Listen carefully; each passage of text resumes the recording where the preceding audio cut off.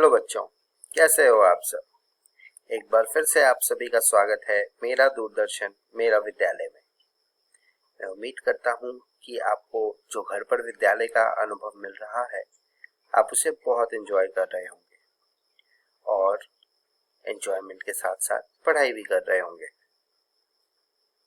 आप सभी एपिसोड देखने के बाद अपने किताब से सवालों को सॉल्व जरूर करते रहिएगा क्योंकि वो बहुत जरूरी है। आइए देखते हैं आज के एपिसोड में हम क्या पढ़ेंगे। आज के एपिसोड की शुरुआत हम कक्षा 11 के गणित के साथ करेंगे, जिसमें हम एक नया part principle of mathematical induction पढ़ेंगे। उसके बाद बायोलॉजी का पार्ट एनिमल किंगडम के बारे में पढ़ेंगे। फिर कक्षा 12 की पढ़ाई शुरू करते हुए गणित में कॉन्टिन्यूटी एंड डिफरेंशिएबिलिटी को और आगे पढ़ेंगे और उसके बाद बायोलॉजी में मानव जनन के बारे में पढ़ेंगे। तो चलिए बच्चों, शुरू करते हैं आज का एपिसोड।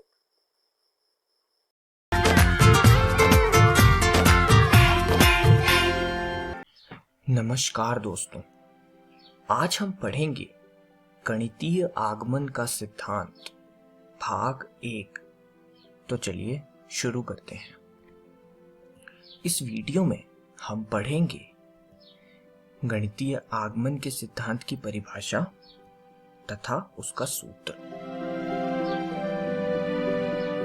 अब दोस्तों, हम लोगों ने बचपन से ही गणित में कई प्रकार के सूत्र यानी इक्वेशंस पढ़े हैं और एक सूत्र को हम गणित का एक कथन भी बोलते हैं।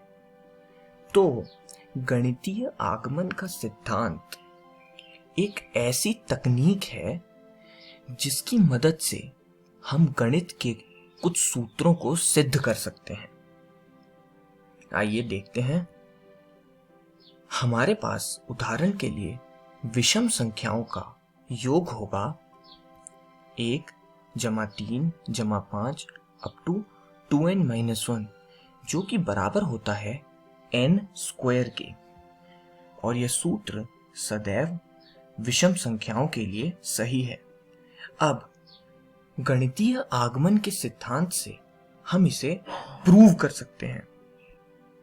गणित की कुछ अन्य शाखाओं में कुछ ऐसे परिणाम कथन होते हैं जिन्हें एक धन पूर्णांक n के पदों में व्यक्त किया जा सकता है, जैसा कि यह ऊपर विषम संख्याओं के योग की इक्वेशन व्यक्त है। अतः ऐसे कथनों को सिद्ध करने के लिए विशिष्ट तकनीक पर आधारित समुचित सिद्धांत है जो गणितीय आगमन का सिद्धांत कहलाता है, जिसे हम अंग्रेजी में प्रिंसिपल ऑफ मैथमेटिकल इंडक्शन भी कहते हैं। अब दोस्तों, आइए हम आगे देखते हैं कि इसका सूत्र क्या होगा, यानी गणितीय आगमन का सिद्धांत। दोस्तों, याद रखिए कि गणितीय आगमन के सिद्धांत में हमेशा हम 3 चरणों में दिए गए सूत्र को सिद्ध करेंगे।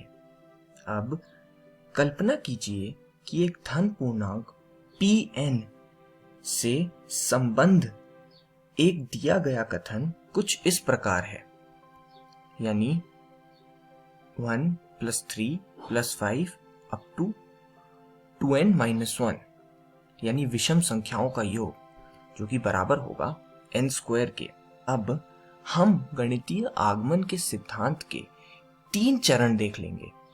अब पहले कदम में n बराबर 1 के लिए यह कथन सत्य है, यानी P(1) सत्य है, अर्थात यह मूल चरण कहलाता है जब P(1) सत्य होगा। जब हम किसी सूत्र में n की वैल्यू 1 रखेंगे तो वहां से P(1) हमें सत्य मिल जाएगा और इस चरण को हम मूल चरण बोलेंगे।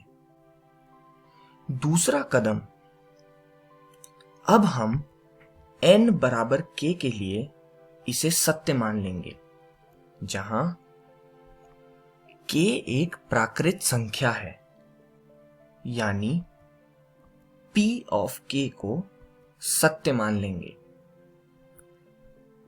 इस आगमन चरण में n बराबर k के लिए कथन सत्य है कि अभिधारणा को हम आगमन परिकल्पना के नाम से जानते हैं, महत्वपूर्ण कदम है, क्योंकि इसमें हम ऐसा मानेंगे कि n बराबर k के लिए यह कथन सत्य है। अब तीसरा कदम, अब यदि n बराबर k के लिए कथन सत्य है तो निश्चित ही n बराबर k+1 के लिए भी कथन का सत्य होना आवश्यक है। अर्थात, बहुत ध्यान से सुनिएगा, P ऑफ k की सत्यता का तात्पर्य यह है कि P ऑफ k+1 भी सत्य होगा ही होगा।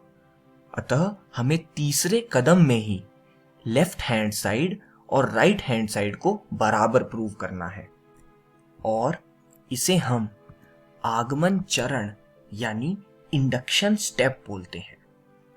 अब आप ध्यान दीजिए कि इस प्रकार गुणधर्म की सत्यता को सिद्ध करने के लिए केवल प्रतिबंधित साध्य यानी कंडीशनल स्टेटमेंट को प्रूव करते हैं, जो कि हमारा दूसरा चरण था, जहां हमने n बराबर k लिया था, अर्थात P ऑफ k को सत्य माना था।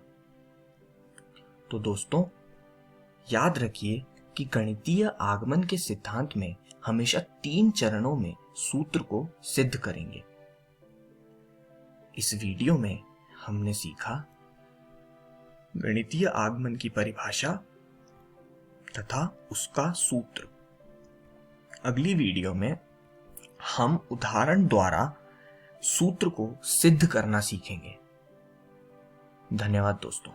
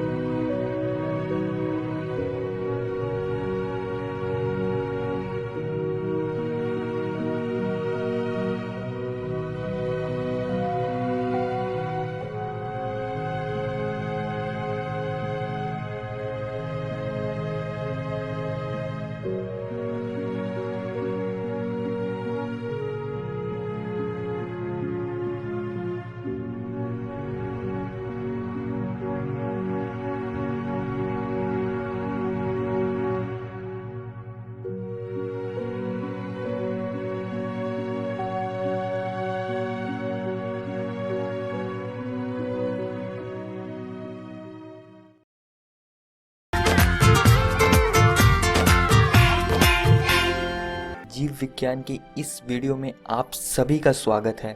मैं आशा करता हूं कि आपको पिछली वीडियो में पढ़ाया हुआ वर्गीकरण का आधार संघ पोरिफेरा तथा संघ सीलेंट्रेटा समझ में आ गया होगा। आज हम प्राणी जगत को जारी रखेंगे। इससे पिछली वीडियो में मैंने आप सभी से यह प्रश्न पूछा था और इसका उत्तर अपनी कॉपी में लिखकर लाने को कहा था। निश्चित ही आप इसका उत्तर लिखकर लाए होंगे, तो आइए इसका उत्तर जान लेते हैं। शरीर भित्ति तथा आहार नाल के बीच में गुहा पाया जाता है।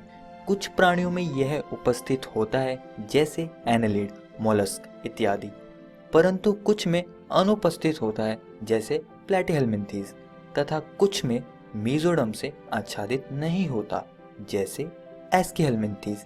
इसी कारण गुहा की उपस्थिति तथा अनुपस्थिति वर्गीकरण में सहायक है। तो आज हम क्या पढ़ेंगे? आज हम संघ टीनोफोर, संघ प्लैटीहेल्मिन्थीज, संघ एस्कीहेल्मिन्थीज और संघ एनेलिडा के बारे में चर्चा करेंगे। आइए शुरू करते हैं। संघ टीनोफोर, इन्हें हम समुद्री अखरोट यानी सी वॉलनट या कंकाल जेली यानी कॉम्ब जेलीज भी कहते हैं। ये समुद्री अर्य सममिति द्विकोरिक उत्तक स्तर के संगठन वाले जीव हैं।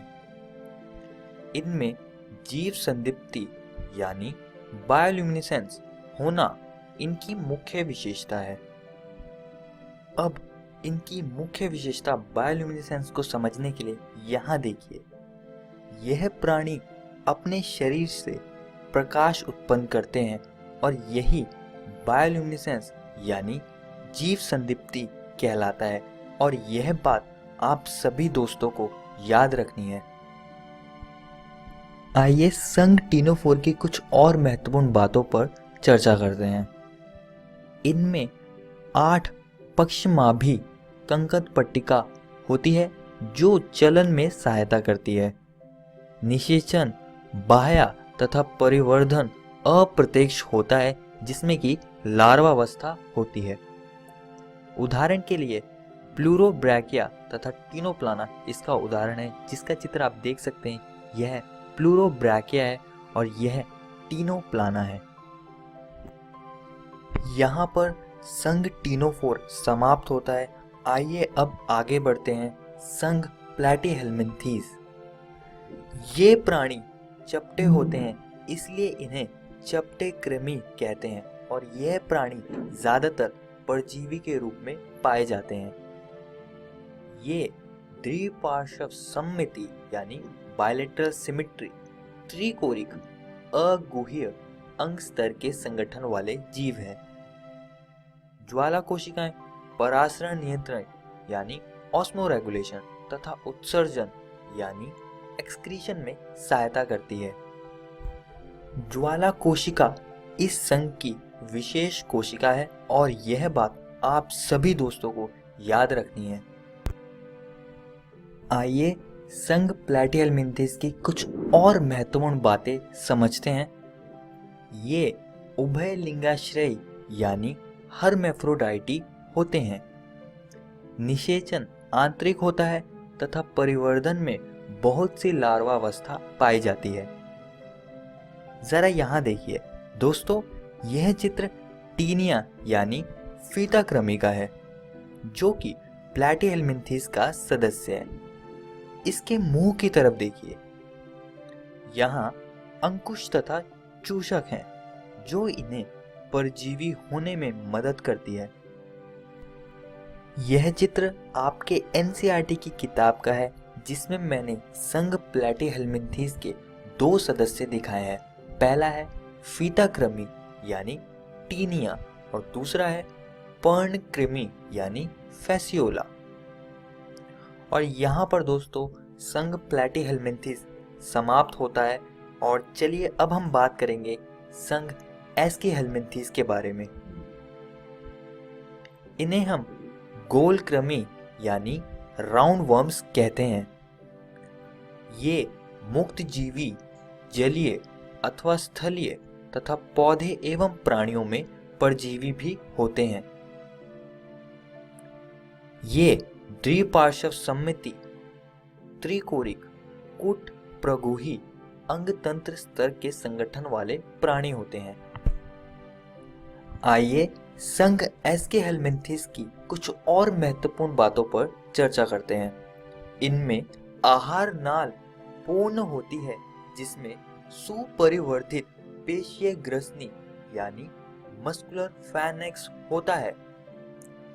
ये एक लिंगाश्रय यानी डाइशियस होते हैं, जिसका अर्थ है कि इनमें नर तथा मादा अलग होते हैं तथा मादा नर से आकार में बड़ी होती है।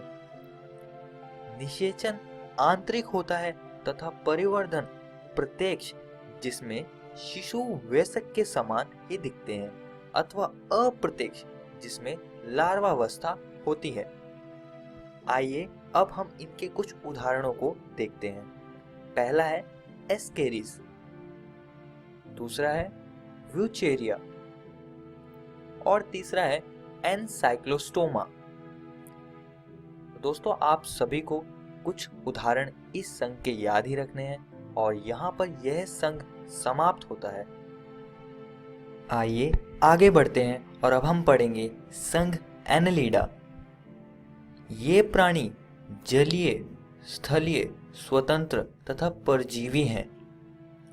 ये द्विपार्श्व सममिति, त्रिकोरिक, खंडित, गुह्य तथा अंग तंत्र स्तर के संगठन वाले जीव हैं।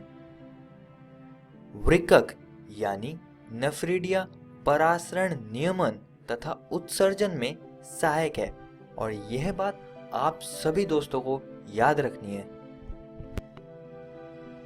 यहाँ देखिए, यह एक केंचुआ है। इनका शरीर खंड अथवा विखंडों में बटा होता है। इन प्राणियों में अनुदैर्ध्य तथा वृत्ताकार दोनों प्रकार की पेशियां पाई जाती हैं, जो कि इन्हें चलन में सहायता करती हैं। यह नेरिस है, जो कि एक जलीय एनेलिड है। इनमें पैरापोडिया पाया जाता है, जो इन्हें तैरने में मदद करता है और नेरिस में नर तथा मादा अलग होते हैं, परंतु हिरुडिनेरिया यानी रक्त चूसक जोक यह उभय लिंगाश्रयी है, यानी इसमें जो नर और मादा युग्मक होते हैं वह एक ही जीव बनाता है। और दोस्तों, यहाँ पर संघ एनेलिडा समाप्त होता है। सारांश, इस वीडियो में हमने टीनोफोर के बारे में पढ़ा, जिसमें हमने इसके मुख्य विशेषता संदीप्ति के बारे में जाना और इसके उदाहरणों के बारे में चर्चा करी। हमने संघ प्लैटिहेलमिंथिस के बारे में पढ़ा। इसमें भी हमने इनकी कुछ विशेषताएं और इनके कुछ उदाहरणों के बारे में बात करी। हमने संघ एस्के हेलमिंथिस के बारे में पढ़ा। हमने जाना कि यह परजीवी के रूप में रहते हैं और हमने इसके कुछ उदाहरण और इसके विशेषताओं के बारे में चर्चा करी। हमने संघ एनेलिडा के बारे में भी जाना और हमने इनकी भी कुछ विशेषताओं के बारे में चर्चा करी। आज का सवाल, तो दोस्तों, आज का सवाल बताने से पहले मैं आप सभी को यह बताना चाहूँगा कि हमने आज आपकी एनसीईआरटी की किताब के 4 टॉपिक को कवर कर लिया है। तो आप सभी इनको घर से पढ़कर आइएगा और इस प्रश्न परजीवी प्लैटिहेलमिंथिस के विशेष लक्षण बताएं, इसका उत्तर ढूंढने का प्रयास कीजिएगा और इसको अपनी कॉपी पर लिखकर लाइएगा। हम अपनी अगली वीडियो में इस पर चर्चा करेंगे। धन्यवाद।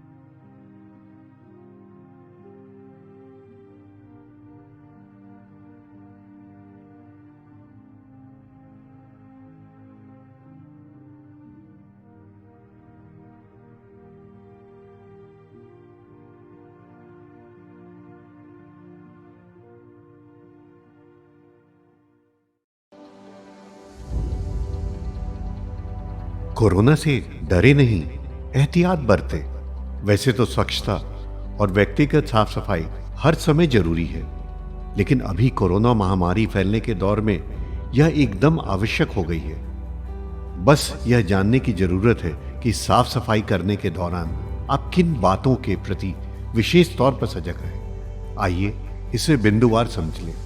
हाथ को अच्छी तरह से साबुन पानी या हैंड वॉश से कम 20 सेकंड तक धोएं या अल्कोहल सैनिटाइजर से साफ करें। होटल या किसी कार्यालय में जाएं तो वहां उपलब्ध हैंड वॉशिंग प्रोटोकॉल के अनुसार अपने हाथों को साफ करें। कोरोना संक्रमित या कोरोना संदिग्ध व्यक्ति या खांस छींक रहे व्यक्ति से कम 1 मीटर की दूरी बनाए रखें। भीड़ भाड़ में मास्क लगाए रखें या मुंह नाक को ढक कर रखें। यदि घर में कोरोना संक्रमित व्यक्ति क्वारंटाइन में है तो उसके व्यक्तिगत उपयोग की चीजों जैसे बर्तन, ग्लास, कप, तौलिया, बिस्तर का इस्तेमाल न करें। फर्श और अन्य सतहों को घर में रोजाना प्रयोग किए जाने वाले ब्लीच घोल या फिनाइल से साफ करते रहें। शौचालय को भी घर में रोजाना प्रयोग किए जाने वाले ब्लीच घोल या फिनाइल से साफ करते रहें। ऑनलाइन सामान मंगाने पर डिलीवरी करने वाले व्यक्ति नियमित आने वाले घरेलू सामान जैसे दूध, अखबार इत्यादि के लिए सुरक्षात्मक तरीके अपनाएं। बस, ट्रेन, ऑटो, टैक्सी, दुकान के काउंटर के संपर्क में आने पर भी एहतियात बरतें। जनहित में जारी राज्य स्वास्थ्य समिति बिहार। अधिक जानकारी के लिए संपर्क करें टोल फ्री नंबर 104।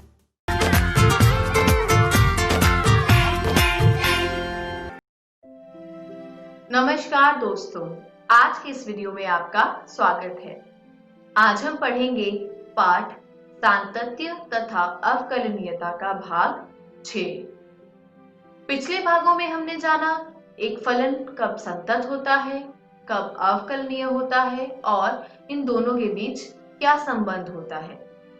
साथ ही हमने जाना संयुक्त फलन, प्रतिलोम त्रिकोणमितीय फलन एवं अस्पष्ट फलनों के अवकलज किस प्रकार प्राप्त किए जाते हैं।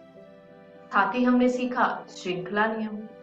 अब उसी सिलसिले को आगे बढ़ाते हैं और देखते हैं आज के इस वीडियो में हम क्या पढ़ेंगे। आज हम पढ़ेंगे चरघातांकी एवं लघुगणकीय फलन यानी एक्सपोनेंशियल एंड लोगरिथमिक फंक्शंस, और उसके बाद हम जानेंगे लघुगणकीय अवकलन के बारे में यानी डिफरेंशिएशन ऑफ लोगरिथमिक फंक्शंस। तो चलिए आगे बढ़ते हैं और शुरू करते हैं पहले विषय के साथ। सबसे पहले हम देखेंगे चरघातांकी फलन की परिभाषा। फलन y बराबर fx जो कि बराबर है b की घात x के। वहां पर b एक धनात्मक संख्या है और जब इसका मान 1 से बड़ा होता है तब हम उसको चरघातांकी फलन कहते हैं। आइए इसको थोड़ा और विस्तार में समझते हैं और चरघातांकी फलन की कुछ विशेषताएं देखते हैं। पहली विशेषता है कि चरघातांकी फलन का प्रांत वास्तविक संख्याओं का समुच्चय r होता है। यानी कोई भी जब चरघातांकी फलन परिभाषित होता है तो उसके प्रांत में जितनी भी संख्याएं होती है वो सभी वास्तविक संख्या होती है। दूसरा तथ्य है चरघातांकी फलन का परिसर समस्त धनात्मक वास्तविक संख्याओं का समुच्चय होता है। यानी जब आप कोई एक फलन परिभाषित करते हैं तो आपने अपने पाठ संबंध एवं फलन में पढ़ा होगा कि एक प्रांत होता है और एक परिसर होता है।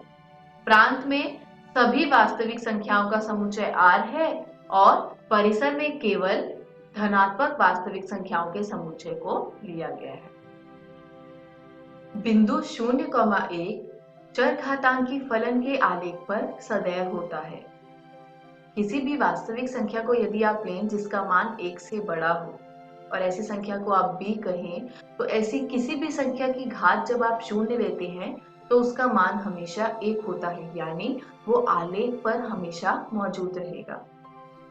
चरघातांकी फलन सदैव एक वर्धमान फलन होता है यानी एक इंक्रीजिंग फंक्शन होता है और x के अत्यधिक बड़े ऋणात्मक मानों के लिए चरघातांकी फलन का मान 0 के अत्यंत निकट होता है। ऐसा इसलिए कि b की घात आपने x लेकर एक चरघातांकी फलन को परिभाषित किया था। अब x का मान जब बहुत बड़ा ऋणात्मक मान हो जाएगा, यानी b के ऊपर ऋणात्मक एक बहुत बड़ी संख्या हो जाएगी, तो आप जब उसको हल करेंगे तो उसका जो मान होगा वो शून्य के बहुत ही पास होगा। चलिए आगे बढ़ते हैं, एक और परिभाषा देखते हैं।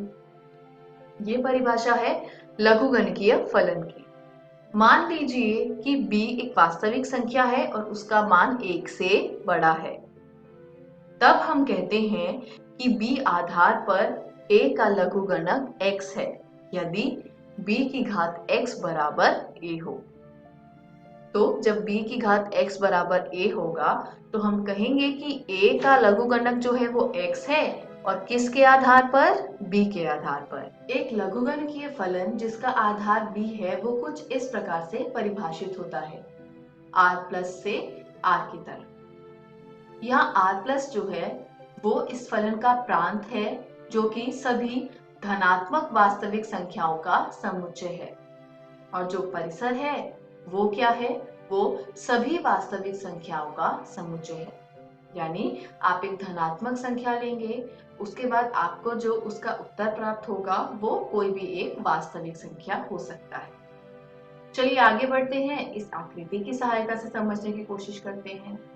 बिंदु 1,0 के निर्देशांक वाला ये जो बिंदु है यहाँ पर, उसके साथ आपको बहुत सारे लघुगणकीय फलन जो है वो नजर आ रहे होंगे, जिसमें पहला है y is equal to log 2x। यहाँ पर ये जो लघुगणकीय फलन है वो 2 के आधार पे परिभाषित है।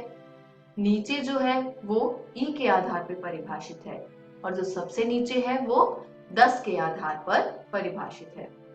जब x y की तरफ बढ़ता है और y बराबर है log x b के आधार पर, ऐसा केवल तभी संभव है यदि b की घात y जो है वो बराबर हो x के। जब आप आधार 10 लेते हैं, यानी b का मान जब 10 होता है तो हम उसको साधारण लघुगणक कहते हैं, और जब b e हो जाता है यानी e के आधार पर आप किसी लघुगणक को परिभाषित करते हैं तो वह प्राकृतिक लघुगणक कहलाता है। चलिए थोड़ा आगे बढ़ते हैं और लघुगणकीय फलनों के महत्वपूर्ण गुण देखते हैं। आधार परिवर्तन का एक मानक नियम है जिससे log p a के आधार पर को log p b के आधार के पदों में ज्ञात किया जा सकता है। यानी जब log p आपका a के आधार पर परिभाषित है तो आप उसको इस प्रकार लिख सकते हैं, log p b के आधार पर बटे log a b के आधार पर। आगे बढ़ते हैं, एक और महत्वपूर्ण गुण देखते हैं। गुणनफलों पर लॉग फलन का प्रभाव इसका एक अन्य रोचक गुण है। यानी जब लॉग गुणनफलों के रूप में देखा जाता है तो वो कैसा दिखता है, आइए देखते हैं। लॉग पी क्यू, यानी p और q दो फलन है, इनका गुणनफल किया जा रहा है और उस पर लॉग लगाया जा रहा है b के आधार पर। तो जब आप इसको हल करेंगे तो आपको मिल जाएगा log p b के आधार पर जमा log q b के आधार पर। ठीक उसी प्रकार जब आप log p की घात n को b के आधार पर हल करने की कोशिश करते हैं तो जो आपकी वहां पर घात होती है वो बाहर आप सामने लिख देंगे n, जैसा कि हमने यहाँ देखा, और log को उसको जो log p है b के आधार पर उसको n से गुना कर देंगे। और ठीक उसी प्रकार जो हमारा अंतिम गुण है वो है log यदि x बटे y है b के आधार पर तो आप इसको लिख सकते हैं log x b के आधार पर माइनस log y b के आधार पर।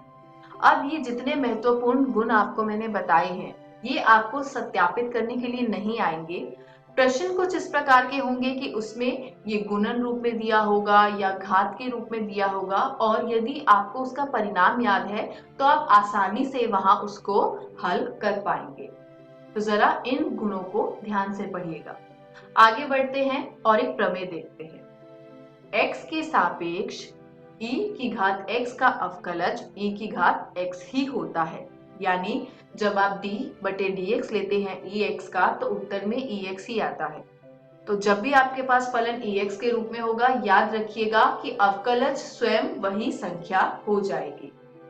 और प्रमेय का अगला जो तथ्य है वो ये है कि x के सापेक्ष log x का अवकलज 1/x होता है। अर्थात d/dx जब आप निकालेंगे log x का तो आपको मान प्राप्त होगा 1/x।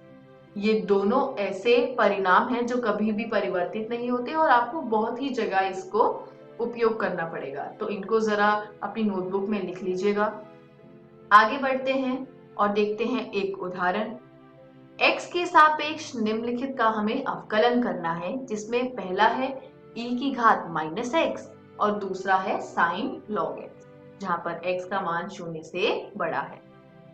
मान लीजिए कि y बराबर है e की घात -x के।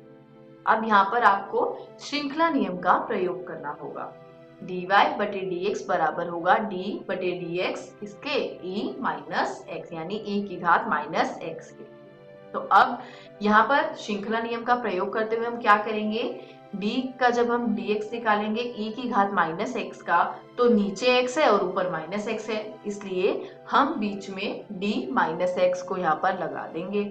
और जब हम इसको आगे हल करेंगे तो हमें उत्तर में प्राप्त होता है क्या, e की घात -x तो वैसे का वैसा ही रह जाएगा और d/dx ऑफ -x जो है वो -1 आ जाएगा, यानी उत्तर में आ गया -e की घात -x। ठीक उसी प्रकार अगला उदाहरण देखते हैं। अब लेते हैं y बराबर sin log x। यहाँ पर भी आपको श्रृंखला नियम का प्रयोग करना होगा, तो dy/dx बराबर होगा d/dx sin log x के। तो चलिए आगे बढ़ते हैं और इसका हल देखते हैं। साइन का कोण है log x। यहाँ पर आप इसको x के सापेक्ष जब अवकलज करेंगे तो वो तो संभव नहीं होगा, इसलिए हमने यहाँ पर श्रृंखला नियम का उपयोग किया, जिसमें हमने d log x को गुना भी किया और भाग भी किया। जब हमने ये किया तो sin log x का अवकलज प्राप्त होगा cos log x, और उस प्रमेय से हमने जाना था कि log x का जब आप x के सापेक्ष अवकलज करते हैं तो आपको 1/x प्राप्त होता है। तो ये हो गया cos log x बटे x। इसी के साथ ये उदाहरण तो यहीं समाप्त हुआ। आगे बढ़ते हैं और अगला विषय देखते हैं, लघुगणकीय अवकलन। हम निम्नलिखित प्रकार के एक विशिष्ट वर्ग के फलनों का अवकलन करना सीखेंगे। देखते हैं कौन सा विशिष्ट वर्ग है। फलन y बराबर fx परिभाषित है ux की घात vx के रूप में। अब हमें लघुगणक निकालना है e के आधार पर। जब आप करेंगे तो y का यहाँ पे हो जाएगा log y, और हमने पढ़ा था कि क्या log p की घात जब n होता था तो वो n log p हो जाता था। यहाँ पर घात में vx था तो वो गुना में आ गया और log ux हो गया। तो आइए अब इसका अवकलज ज्ञात करते हैं। जब हमने इसका अवकलज ज्ञात किया तो हमको एक बात समझ आई कि बाएं पक्ष में है log y। अब हमें यहाँ पे जो अवकलज प्राप्त करना है वो तो x के सापेक्ष करना है, तो यहाँ हमको श्रृंखला नियम का उपयोग करना होगा बाएं पक्ष में, लेकिन दाएं पक्ष में सब सही है। क्यों? क्योंकि x के रूप में ही तो यहाँ पर परिभाषित है सभी फलन। तो यहाँ हमने क्या किया, d log y बटे dy गुना dy बटे dx कर दिया। और यहाँ पर हमने जो पढ़ा था अवकलनीयता के बीजगणित में, उस सूत्र का हमने यहाँ प्रयोग कर दिया। इसका यहाँ पर प्रयोग करने से हमको हल क्या प्राप्त होगा, d log y बटे dy। log y का y के सापेक्ष अवकलज होगा 1/y गुना dy/dx। और यहाँ दाएं पक्ष में आपने क्या किया, vx वैसे का वैसे ही रहना दिया, और log ux का जो आपको अवकलज ज्ञात करना था तो उसके लिए आपने dux से गुना भी किया और भाग भी दिया, यानी एक तरह से श्रृंखला नियम का उपयोग किया। और दाईं ओर अगर देखा जाए जमा में ही आगे क्या है, dvx बटे dx जो था वो था v' और log ux ऐसे का ऐसे ही लिखा है। जब आप इसको आगे हल करेंगे तो बाएं पक्ष में वैसे का वैसे ही रहेगा, लेकिन दाएं पक्ष में थोड़ा सा परिवर्तन होगा। dux बटे dx हो जाएगा u' और d log ux बटे dux हो जाएगा 1/x। इसको जब आप हल करेंगे तो आपको ये प्राप्त होगा। हमें केवल dy/dx निकालना है, तो 1/y को हम दाईं ओर भेज देंगे, तो अंत में आपको एक इस प्रकार का सूत्र प्राप्त होगा। इसी के साथ आज का ही हमारा वीडियो यहीं समाप्त होता है। चलिए संक्षेप में देखते हैं आज हमने क्या सीखा। आज हमने सीखा चरघातांकी एवं लघुगणकीय फलन और लघुगणकीय अवकलन। घर जाइए, प्रश्नावली 5.3 के सभी प्रश्नों को हल कीजिए, 5.4 के सभी प्रश्नों को हल कीजिए। देखते हैं अगली वीडियो में आप क्या देखेंगे। अगली वीडियो में आप देखेंगे फलनों के प्राचलिक रूप के अवकलन। आशा करती हूँ आज का पाठ आपको समझ आया होगा। धन्यवाद।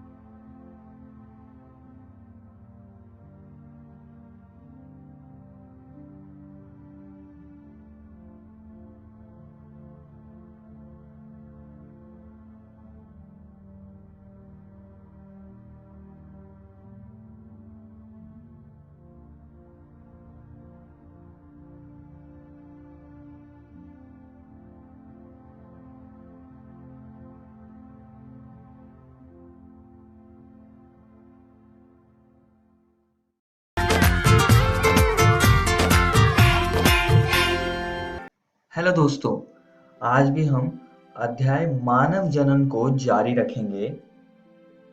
पिछली वीडियो में हमने पुरुष जनन तंत्र और स्त्री जनन तंत्र को पढ़ा था। इस वीडियो में हम युग्मक जनन और युग्मकों की संरचना को समझेंगे। तो चलिए युग्मक जनन से शुरू करते हैं। युग्मक जनन एक जैविक प्रक्रिया है जिसके द्वारा द्विगुणित या अगुणित अग्रदूत कोशिकाएं कोशिका विभाजन से गुजरती हैं और परिपक्व अगुणित युग्मकों का निर्माण करती हैं। अब दोस्तों, जैसा कि हम मानव जनन के बारे में पढ़ रहे हैं, तो मानवों में नर युग्मक शुक्राणुओं के निर्माण की प्रक्रिया को शुक्र जनन कहते हैं और मादा युग्मक अंडाणु के निर्माण की प्रक्रिया को अंड जनन कहते हैं। तो ये चीज आप सभी को याद रखनी है। और अब हम इन दोनों प्रक्रियाओं को एक एक करके समझेंगे। चलिए शुक्र जनन से शुरू करते हैं।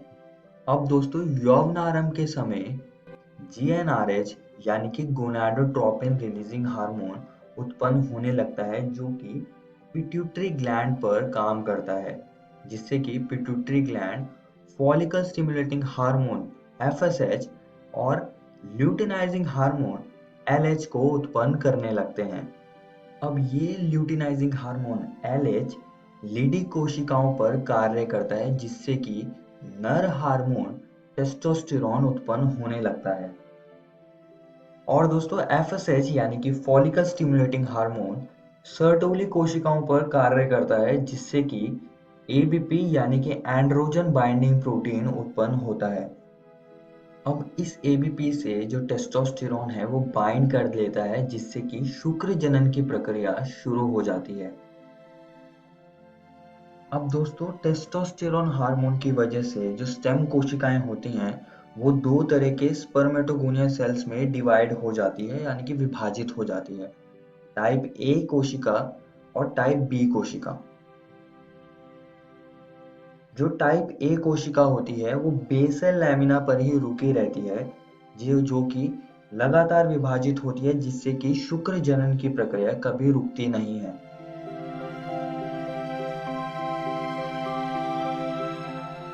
जो टाइप B कोशिका होगी वो बीच में जाने लगती है ल्यूमन की तरफ और प्राइमरी स्पर्मेटोसाइट यानी कि प्राथमिक शुक्राणु कोशिका में बदल जाती है। इसमें फिर मियोसिस 1 होता है, जिससे कि दो अगुणित कोशिकाएं बनती हैं, जिन्हें हम द्वितीयक शुक्राणु कोशिकाएं यानी कि सेकेंडरी स्पर्मेटोसाइट्स कहते हैं, और बाद में मियोसिस 2 के बाद ये 4 अगुणित कोशिकाएं बनाता है, जिसमें कि स्पर्मियोजेनेसिस की प्रक्रिया से पूंछ आ जाती है और ये पूरी तरह से शुक्राणु में बदल जाते हैं।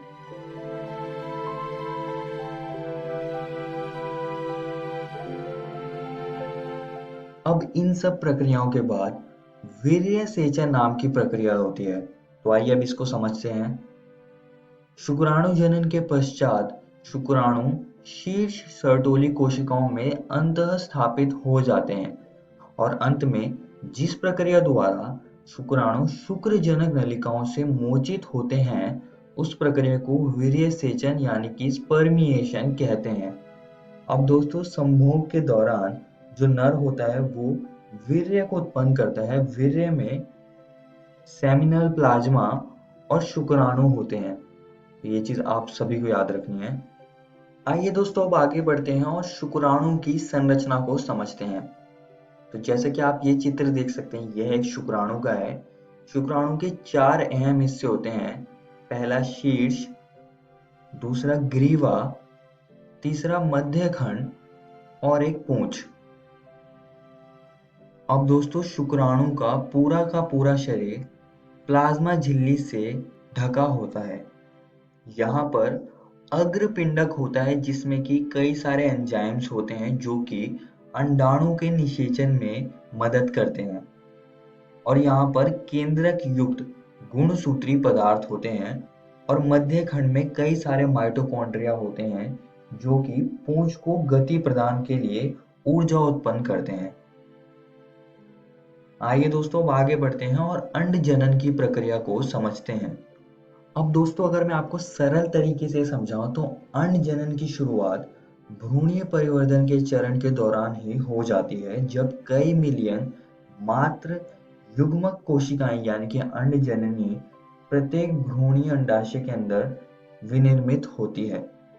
ये अंड जननी प्राथमिक अंडक में बदल जाती है जिसमें कि मियोसिस 1 होता है। मियोसिस 1 के बाद ये द्वितीयक अंडक और प्रथम ध्रुवीय पिंड बनाती है। यहाँ पर प्रथम ध्रुवीय पिंड का विघटन हो जाता है। बाद में मियोसिस 2 होता है जिससे कि अंडाणु और द्वितीय ध्रुवीय पिंड बनता है। यहाँ पर भी द्वितीय ध्रुवीय पिंड का विघटन हो जाता है और अंडाणु केवल बचता है। आइए दोस्तों, अब समझते हैं कि अंड जनन में और कौन कौन सी चीजें होती हैं। अब दोस्तों, जैसे कि आप देख सकते हैं, यह एक ओवरी है और यहाँ पर ओवेरियन फॉलिकल्स होते हैं, जिसमें कि यहाँ पर प्राथमिक अंडक होता है और जिसके चारों ओर फॉलिकल कोशिकाएं होती हैं। अब इसमें भी यौवनारंभ के समय हाइपोथैलेमस से गोनाडोट्रोपिन रिलीजिंग हार्मोन यानी कि GnRH उत्पन्न होता है, जो कि पिट्यूटरी ग्लैंड पर काम करता है, जिससे कि फॉलिकल स्टिमुलेटिंग हार्मोन FSH और ल्यूटिनाइजिंग हार्मोन उत्पन्न होने लगते हैं। अब दोस्तों, ये फॉलिकल स्टिमुलेटिंग हार्मोन फॉलिकल्स के विकास में मदद करता है, और एक मूवमेंट बाद ये फॉलिकल्स एस्ट्रोजन नाम का हार्मोन उत्पन्न करने लगते हैं। ये एस्ट्रोजन हार्मोन पिट्यूटरी ग्लैंड को संकेत देता है, जिससे कि और ज्यादा अमाउंट में ल्यूटिनाइजिंग हार्मोन उत्पन्न होने लगता है, जिससे कि अंत में जो फॉलिकल्स हैं वो मैच्योर हो जाते हैं और मैच्योर oocyte बना देते हैं। अब ये मैच्योर oocyte यानी कि परिपक्व oocyte अंडोत्सर्ग के लिए एकदम तैयार है। ये अंडाशय की वॉल पर जाता है और वहां से अंडोत्सर्ग के प्रोसेस से ओव्यूलेट हो जाता है और अंडाणु को बाहर निकाल देता है,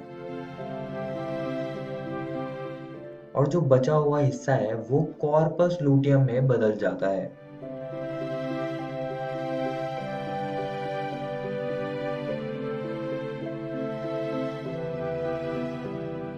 ये कॉर्पस लूटियम कुछ चीजें उत्पन्न करता है, जैसे कि प्रोजेस्टेरॉन, एस्ट्रोजन और कुछ इनहिबिन, जिससे कि FSH एंड LH का उत्पादन रुक जाता है। यहाँ पर प्रोजेस्टेरॉन कुछ और काम भी करता है, जैसे कि गर्भाशय की एंडोमेट्रियल लेयर को ये फिर से बनाता है, जिससे कि अगर अंडाणु निषेचित होता है तो वो उसका अंकुरोत्पन्न कर पाए। आइए दोस्तों, अब आगे बढ़ते हैं और अंडाणु की संरचना को समझते हैं। जरा यहाँ पर देखिए, अंडाणु कुछ ऐसा दिखता है और यहाँ पर कोरोना रेडिएटा की कोशिकाएं होती हैं। यहाँ पर जोना पेलुसिडा होता है और यहाँ पे परिपीतक अवकाश होता है। आइए अब इनको एक एक करके समझते हैं। सबसे पहले जोना पेलुसिडा। जोना पेलुसिडा एक ग्लाइकोप्रोटीन परत है जो मैमेलियन oocytes के प्लाज्मा झिल्ली के आसपास होती है। यह संरचना शुक्राणुओं के संपर्क में आती है और एक्रोसोम प्रतिक्रिया शुरू करने के लिए आवश्यक है। कोरोना रेडिएटा यह फॉलिक्यूलर कोशिकाओं द्वारा बनता है। कई जानवरों में इसका मुख्य उद्देश्य कोशिका को महत्वपूर्ण प्रोटीन प्रदान करना है। और आखिरी है परिपीतक अवकाश। यह जोना पेलुसिडा और निषेचित अंडाणु या oocytes की कोशिका झिल्ली के बीच का स्थान है। इस वीडियो में हमने शुक्र जनन और अंड जनन के बारे में पढ़ा और साथ ही में हमने इन प्रक्रियाओं से बनने वाले युग्मकों की संरचना को भी समझा। और दोस्तों, मैं आप सभी को एक और बात बताना चाहता हूँ कि आज हमने आपकी एनसीईआरटी किताब का ये टॉपिक खत्म कर लिया है। आप इसको जरूर घर से किताब से पढ़कर आइएगा। अगली वीडियो में हम आर्तव चक्र और अंडोत्सर्ग को समझेंगे। धन्यवाद।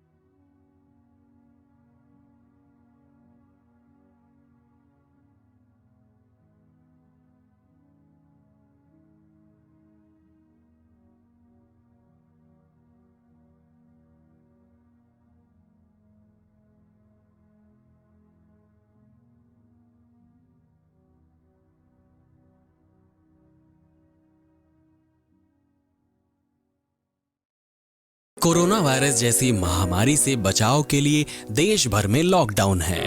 बच्चों को सुरक्षित रखने के लिए विद्यालय बंद किए गए हैं। इस परिस्थिति में आपका मोबाइल ही आपका विद्यालय बन सकता है। जी हाँ, बिहार सरकार के शिक्षा विभाग ने यूनिसेफ और इकोवेशन के साथ मिलकर उन्नयन ऐप मेरा मोबाइल मेरा विद्यालय की शुरुआत की है। इस ऐप पर आप कक्षा 6 से 12 तक के पाठ्यक्रम को पढ़ सकते हैं। सिर्फ पढ़ ही नहीं सकते, बल्कि आपको पढ़ते समय अगर किसी भी तरह की कोई परेशानी आती है या फिर मन में कोई सवाल आता है तो इस ऐप पर आप अपने सवाल भी पूछ सकते हैं, जिसका जवाब उस विषय के विशेषज्ञ द्वारा दिया जाएगा। तो प्ले स्टोर से अभी डाउनलोड करें उन्नयन ऐप मेरा मोबाइल मेरा विद्यालय और अपने मोबाइल से ही अपने विद्यालय का अनुभव पाएं, वो भी बिल्कुल निःशुल्क। घर पर रहें, सुरक्षित रहें, स्वस्थ रहें, पढ़ते रहें, आगे बढ़ते रहें, क्योंकि चाहे कोई भी स्थिति हो, शिक्षा हर बच्चे का अधिकार है। बिहार शिक्षा परियोजना की एक पहल। आशा करता हूं कि आज के एपिसोड में जो भी पाठ आपको पढ़ाया गया हो, आप उसे अच्छे से समझ पाए होंगे। यदि कोई सवाल आपके मन में आया हो तो उसे उन्नयन ऐप पर आप पोस्ट करके अपने जवाब को जान सकते हैं, या फिर आप हमें ईमेल भी कर सकते हैं स्क्रीन पर दिए गए ईमेल आईडी पे। एक आवश्यक सूचना, यह वीडियो बीईपीसी की वेबसाइट पर भी उपलब्ध है। वेबसाइट नोट कर लीजिए बच्चों, www.bepc